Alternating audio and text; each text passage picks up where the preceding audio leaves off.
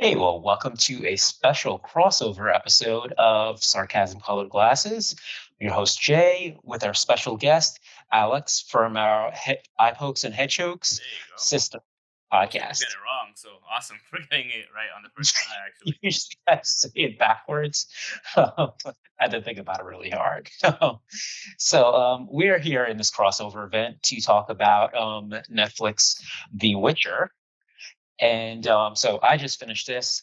Alex has watched a little bit, wants to weigh in a little bit and see where we can go about that. One thing that I personally noticed with it was your first thing out there, Henry Cavill, right? Mhm. So you're sitting here watching it and you're like, oh my God, Superman. And it's kind of hard to get that Superman thing out of your face in the first episode, especially start. He kind of makes a lot of the same expressions. But like then once he gets into it, then you're like, okay, okay, I got it. This is a Witcher. This is no longer Superman. I can that's out of my head. But like at first when watching it, wasn't thinking, I'm like, wait a minute, who is this guy? And it's like, yeah. But did you have that kind of feeling with it? Initially, when I first started watching it, like I was super excited to watch it because I played all three Witcher games. It's one of my Mm. favorite game series. The Witcher 3 to me is one of my favorite games of all time in terms of like just story and just the breadth of the whole game itself and what they were able to accomplish with that game itself, game of the year and all that stuff. So like I was super excited, and they have a bunch of books like related to The Witcher because they're originally books. So they do have the source material and whatnot. And I think for the most part, when I started it, I was super excited, and I was just like, you know what? Yeah, it's Henry Cavill. I was like, but yeah, he was Superman. I don't give a shit that he was Superman. He's Geralt of Rivia. He's playing Geralt of Rivia. He kind of looks like Geralt of Rivia the way they made him look. So I was just like, Yep. I was like, I was kind of all invested. Once I saw him, like, and once I heard him talk, I was just like, you got it. So Yep. like, this is the one thing. My biggest thing is I don't know if like they used voice editing, which they might have a little bit here and there, but for a lot of things that he did and said, and like the mannerisms were on point. Like there was no if, ands, or buts. I was like, yeah, this is. I'm watching what I played. This is Geralt of Rivia. The way he walks, the way he talks, the way he stalks, the way he fights. I think it's pretty legit, and I was super excited when it first started. So yeah, I like the fact that he did a good job with it. Yeah, and that was my one kind of concern because I hadn't played the game and I didn't even know about the books until I was just there was something that was going on in there and I kind of like wanted to research. I'm like, wait a minute. It's like, did I just mishear something or whatever? So, I of course Google and just try to look that up. And it's like, oh, all this talk about the fans with the books and stuff. I'm like, wait, hold up. Like there's books on this? I thought this was just based off of the game. So which also is even more investment on how much intense story you can have. Um, because most of these things that come from books usually are like, okay, you got this great source already. One thing that I do have to say about it is it's completely rewatchable and almost necessary to rewatch Yes, it. absolutely, absolutely. I was going through it and because it's got like 3 4 different stories happening at the same time, and you're like maybe midway through when you realize that, wait a minute, this happened before this, and it's all jumbled up, and then Yeah, they start there. making references to preach, like, what's going on here? Exactly.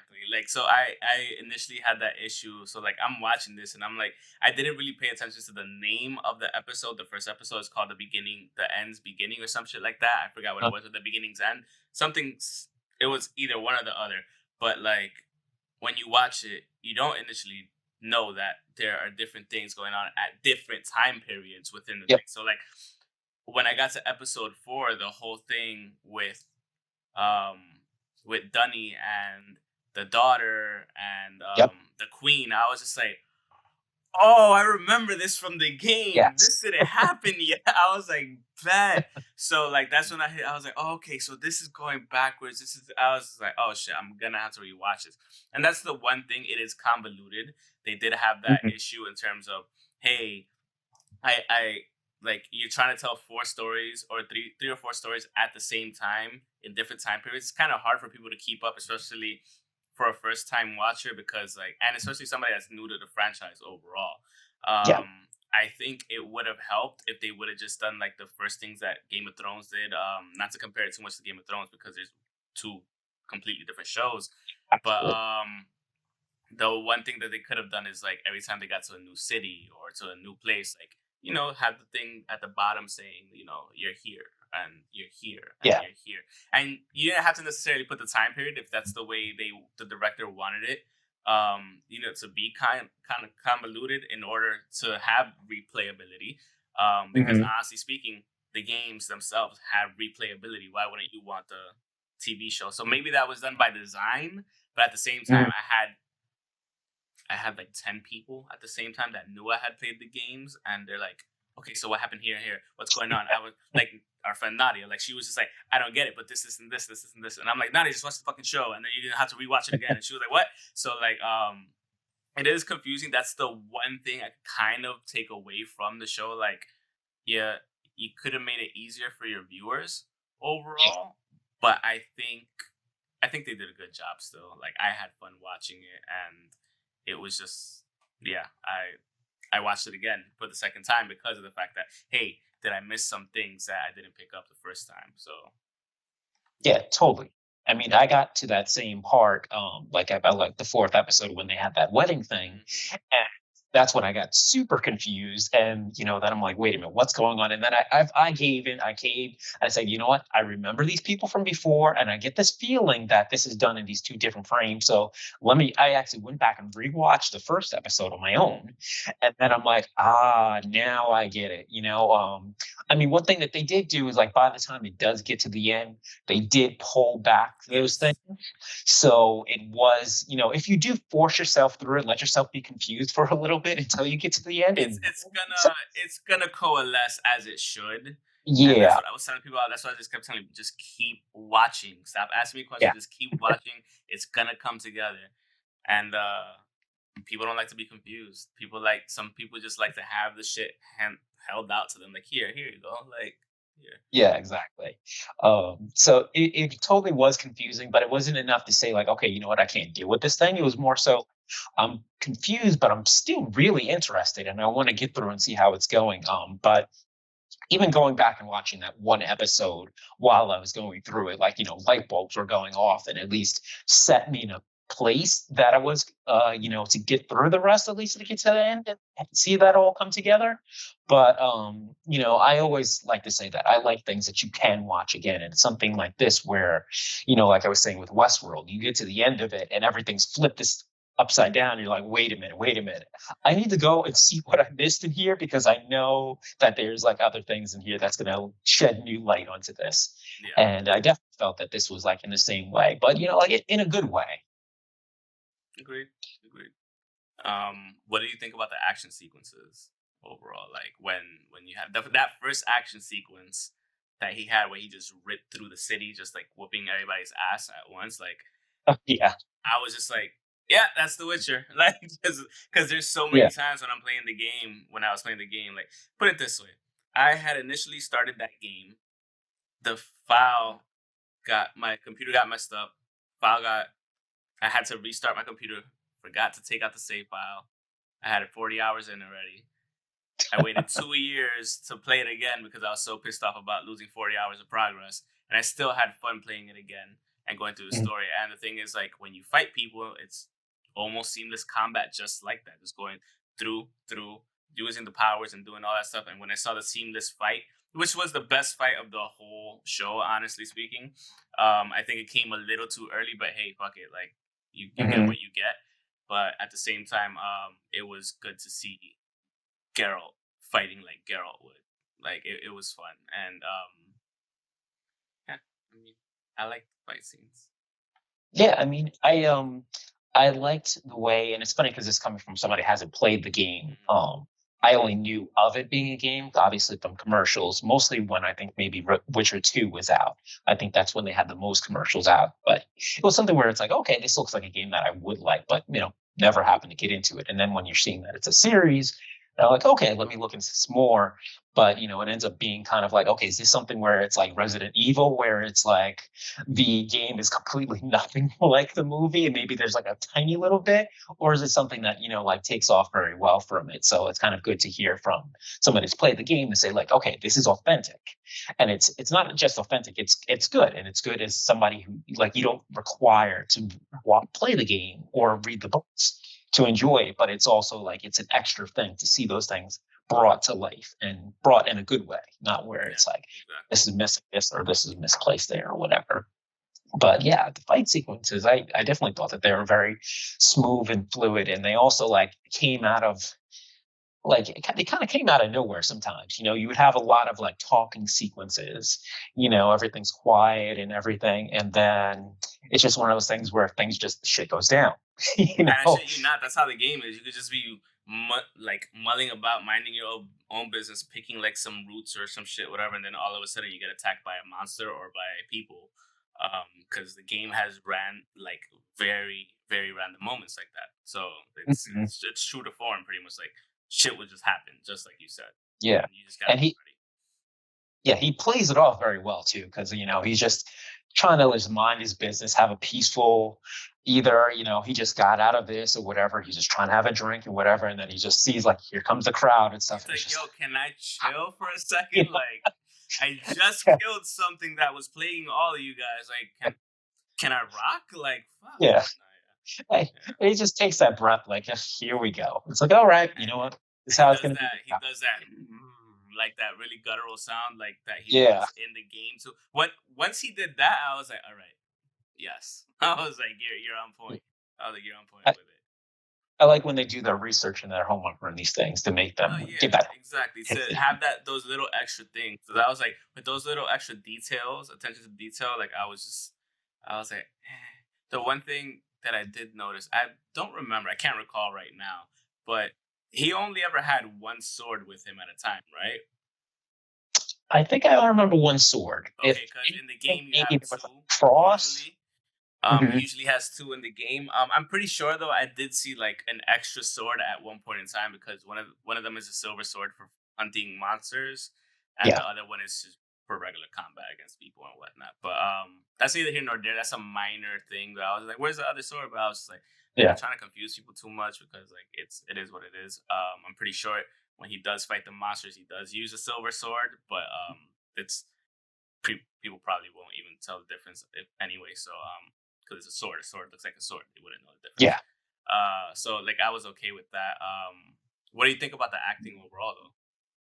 Oh, acting was superb. Like, from like they're very like lovable, hateable characters. Mm-hmm. Like Hennifer. Like you really didn't know where you're going with her from the start, and you're like, okay, is she this evil witch? Is she just some woman who just wants to have a regular life? Is she being played? Is she playing?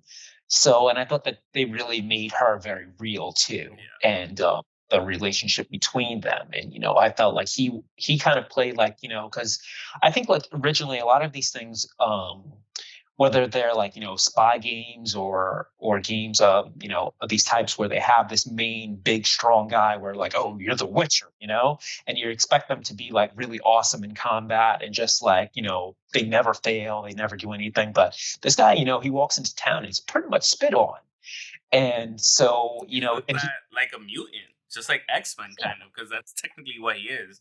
After you become a Witcher, like you're not really fully human anymore. Like you Mhm. have those abilities. You can take those potions. You can do all that stuff. So yeah. But continue, please. Please continue. Yeah, like well, I mean, it's kind of it gives that realness, that relatableness Yeah. to the actual person because they're not like some lofty character that you can't get in touch with. He has the same problems everybody else does. He like he can't relate to people and every all these relationships. Whether with the bard or the random women passing by. It's not like he's the hottest guy in the block. He's not Henry Cavill walking into a bar. Yeah, You know, exactly. he's like this big hunking guy that's treated like crap, and he's just like, I just got to do my job. This is my job that I'm born for. This is all I can do, and Meanwhile, he's trying to do the right thing when they're ever not. And, as far as Hennifer goes, she, came from this filth and it's just like, okay, well, now I'm going to punish everybody else. But then you see her softer side when she's just like, I just want to have a baby. Yeah. Well, I want what they took from me. I don't even care about his power. I don't care who's in charge here or whatever. I just want this. So I think that that's really made it like It is really a good. relatable show in terms of overall like themes and whatnot. I do agree with that, especially with the Yennefer stuff, like giving it all up, just giving the most important thing to like that can be seen that a woman can do as in give birth is a huge thing to give up in terms of sacrificing that to become all powerful, and then she figures out like, hey, like all this power, what the fuck is it for if I can't have a kid or I can't protect anybody? That's why Mhm. she has. That's why like even in the games, like she has an on and off thing with Geralt all the time. And Triss Marigold, I'm happy she got showed in the show, but like there's also like a weird love triangle there too, kind of like Batman, Superman, Wonder Woman type shit. Mhm. Um, but inverted because it's two females and a thing. So like you could either pick one, the other, both. It's you could do it in the game, and I think in the books, I don't remember. I didn't read the books, but I remember somebody telling me like he does mainly stay like towards the Yennefer side of things. But I just think overall, like I wasn't too sure about Yennefer overall. Like before the whole thing started, I was like, that's not Yennefer. I was like, to me, I was like, you didn't pick the right actress. That's not Yennefer. To me, Yennefer would have been the actress from Penny Dreadful. I forgot her name, but You're the like, old one. huh? The City of Angels or the original Penny The Dreadful? original one. I forgot her name though. Okay, she's in 300, the second 300, right? I didn't see the second 300 either, so I Oh man, really wouldn't know. I'm just completely forgot her name. Eva Green. Eva yes. Green would have been the perfect Yennefer. Like, absolutely. And when I heard that it was coming out, I was like, oh, they gotta pick her. They gotta pick her. And if not, Evangeline Lilly, like they could pick her too because they Yep. both fall within that spectrum. Kate Beckinsale could have been fucking Yennefer as well because like they like, and then they picked this girl and I forgot her name too. My bad. But like but I wasn't convinced at first through the trailers. I was nothing like Yennefer. But then once you get into the show, once things start developing and you realize stuff, I'm just like, she kind of grows into the character fully throughout the Mhm. show. And then like once she started once she like was fully confident, she had her powers and all that stuff, and was a sorceress, I was just like, you Jennifer, you good. Like I was like, you did good there. What did you think about this dude? What's his name? Fucking Bard. I forgot what his Uh, name is. and I forgot it too. It's like it's funny because he was there till a certain point, and then literally forgot about him once he Yeah, left. Um, he was. I felt that he was. He was the perfect kind of sidekick. He was annoying, but Yaxir. That's the thing. Yaxir. yeah, he was annoying, but he like kind of grounded Garrod, like to humanity, because he really didn't want to be in touch with anybody. He didn't want to Yeah, deal with anything. And while he was kind of being his promoter, he was also kind of like that sound in his ear saying like, no, this is what you need to do. You need to stop walking away from these things. You need to be involved. Yeah, you're the Witcher. I get all these things, but you need to be here. You need to do this. And I felt like he was that grounding thing. And when he kind of forced him away at that, like towards later, not to like, spoil alert or whatever, but I felt that that had a shift in the way Geralt was too. So like like he didn't have that grounding. He really was completely alone, and that's when he started being closer to uh Yennefer. So like, and then when they tore apart, so then everything like that. So I felt like I mean, I liked him. I think he did his purpose, and the whole thing is like it's in a beginning thing, so it's an evolution. So like just like you say, she grew into the role. You feel like the uh, the character was growing. yeah. You're not who you started in the beginning, whenever the beginning actually was. So you feel that evolution. I think that the actors really did a good job of that. Yeah, agreed. The funny thing is, like, Yaxier's name in the game is actually Dandelion, and he's actually the Geralt of Rivia is like one of his best friends. Like over time, like he grows into be one of his best friends. The whole thing, I mean, and it's a funny relationship because even in the video games, the relationship is literally the exact same shit. Yaxia gets in trouble, you have to go fucking save him every time, and it's annoying. And you can tell like the annoyance in Geralt's face in the video game is the same to the annoyance that was portrayed in the series, which was funny as hell. I found really funny, and I was just like, yeah, all right, that's dandelion. And oddly enough, like I was like, oh, he has the wrong name, Yaxir. Apparently, Yaxir means dandelion. So Oh, it's. interesting. I was like, okay, I was like, there you go. I was like, fair enough. 24. Yeah, I was like, there you go. When I looked it up, I was like, I was like, okay, got it. But not yet. Like it was fun. Any other questions you got? The one thing is like the ending kind of, and this is the one thing that kind of got me upset, but also kind of like, this is just how it is, because especially with the back and forth of the time frames, Mm-hmm. finally winds down and like, okay, so everything's caught up. We're in the same time, and you've got that connection that you've been waiting for 6 episodes, and then it's just like credits up, and then okay, next episode, and it comes up, and it's like, okay, episode 1, and you're like, wait a minute, no, this is 8. There's supposed to be 9. There's supposed to be 9 and 10. What is going on here? Where is the ninth and 10th? Yeah. Yeah, why am I back at the beginning? But it was like you're satisfied, but you Yeah. want more. It's an You know. introduction, and I think I agree with you. Like I was just like, the fuck. I was Yeah. like, that's the last episode. Like that's the exact reaction I had, and I was just like, I bet. Okay, it leaves me wanting more. I get that. Was kind of like Watchmen almost. You watch Mhm. Watchmen, obviously, and Yes. like Yeah. at the end when she touches at the bottom and it just cuts off. I was watching, I was like, cut off right now, and it cut off. I was like, yes, they did it right. Luckily, luckily and actually not luckily, we're not getting another season of that. I was fine with that being a one season show. Yeah. Completely fine with it. But in this term, like the way it cuts off right there, I was just like, since I know kind of what happens going forward, Mhm. depending on how close they stick to the actual material or to the game material, depending on what they choose to do it. So it's a TV series; they're gonna deviate here and there, which I'm perfectly fine with. Because we saw a shitload of deviation in Game of Thrones anyway. So, Oh yeah. Of but course. either way, like it, I looked at the whole thing. I was like, okay, it's just the intro. It's the first. It's technically the first chapter, really, or the first like half of a book, maybe at that point, or it's not even the first full game at that point because I think Siri is the focal point of practically the whole thing, and she becomes very important. As you could already see, she's important for obvious reason. The Nilfgaardians want her, Mhm. but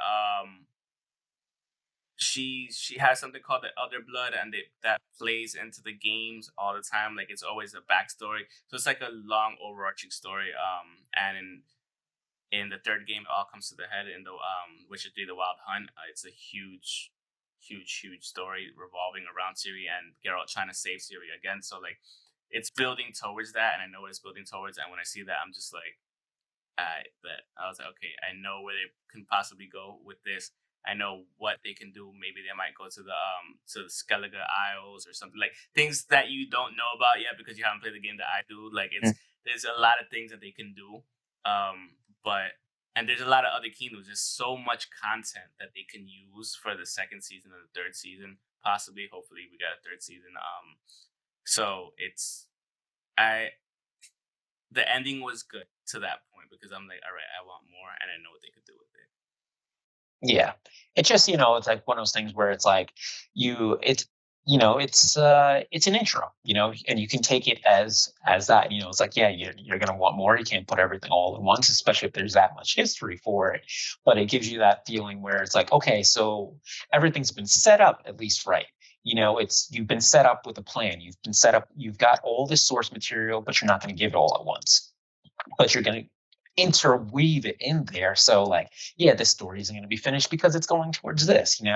So, which is good because then you're setting it up for, okay, we've got a plan for 3 seasons, 4 seasons, or whatever, because this is the way that we built it up. And yeah, everything's not going to be resolved at the end of the first season because we want to do more and we know that we're going to do more. So that's a reassuring thing, even though you're frustrated at the end for that thing, Yeah. but you're reassured by it.